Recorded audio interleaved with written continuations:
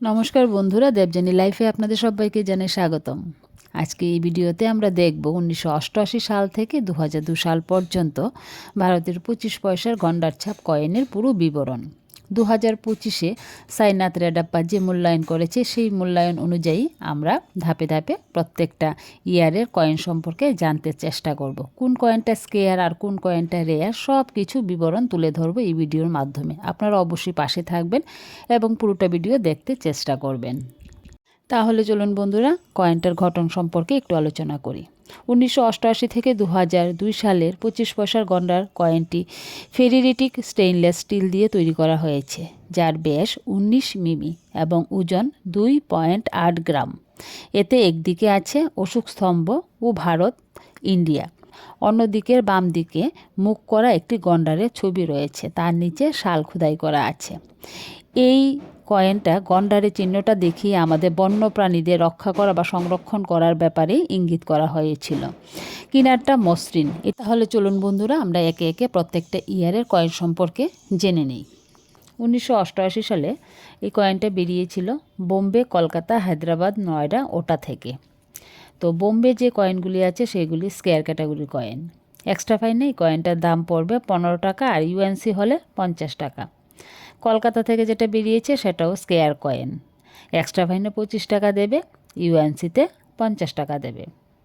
হায়দ্রাবাদ থেকে যেটা মেনটেস করা হয়েছে সেটা স্কোয়ার ক্যাটাগরির কয়েন।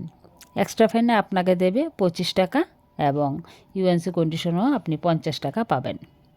নয়ডা থেকে যেটা তৈরি করা হয়েছে সেটা আপনাকে এক্সট্রা ফাইনে দেবে 5 টাকা আর ইউএনসিতে দেবে 10 টাকা। এটা কমন ক্যাটাগরির কয়েন। ওটা থেকে যেটা বেরিয়েছে সেটা হলো এক্সট্রা ফাইনে 5 টাকা দেবে এবং ইউএনসি হলে 10 টাকা দেবে। এটাও কমন কয়েন।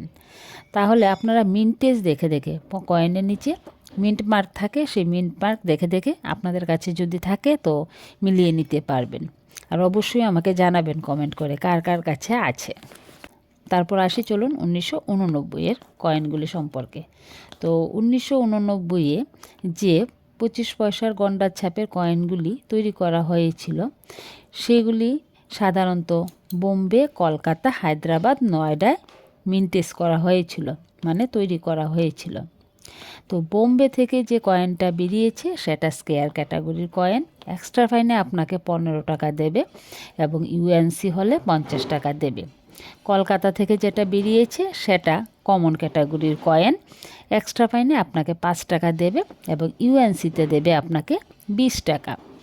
হায়দ্রাবাদের কয়েন হলে আপনি পাবেন এক্সট্রা ফাইনে 15 টাকা, ইউএনসিতে পাবেন 30 টাকা। এটা স্কোয়ার ক্যাটাগরির কয়েন।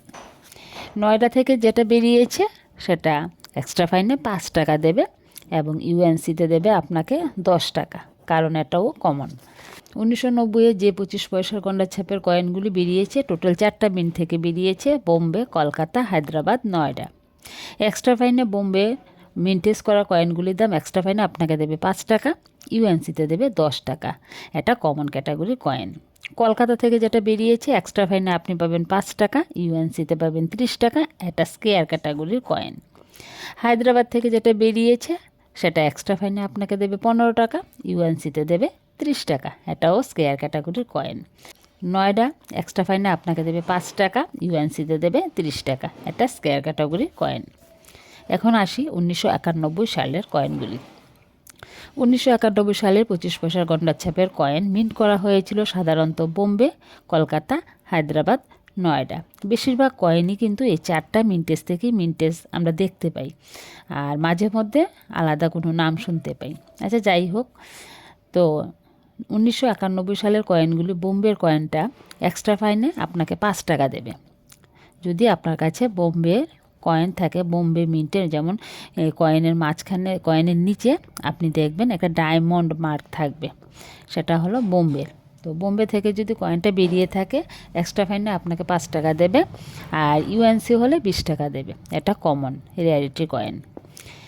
কলকাতা হলে 5 টাকা, এক্সট্রা ফাইনে 5 টাকা দেবে, ইউএনসিতে 20 টাকা দেবে। হায়দ্রাবাদ হলে এক্সট্রা ফাইনে 15 টাকা, ইউএনসিতে আপনি পাবেন 30 টাকা। নয়ডার কয়েনগুলি এক্সট্রা ফাইনে 5 টাকা পাবেন, ইউএনসি হলে আপনি 20 টাকা পাবেন। এটাও কমন রেয়ারিটির কয়েন। তো বন্ধুরা, এখন 1992 সালের কয়েনগুলি। 1992 সালে এই 25 পয়সার গন্ডার ছাপ কয়েন মিন্টেজ করা হয়েছিল বোম্বে, কলকাতা, হায়দ্রাবাদ, নয়ডা থেকে। বোম্বের কয়েনটা হলো কমন ক্যাটাগরির কয়েন।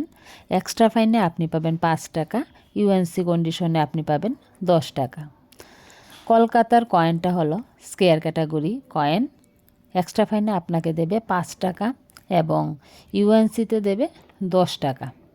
হায়দ্রাবাদের কয়েনটা হলো স্কেয়ার ক্যাটাগরি কয়েন, আপনাকে দেবে এক্সট্রা ফাইনে দেবে 5 টাকা আর ইউএনসিতে দেবে 10 টাকা।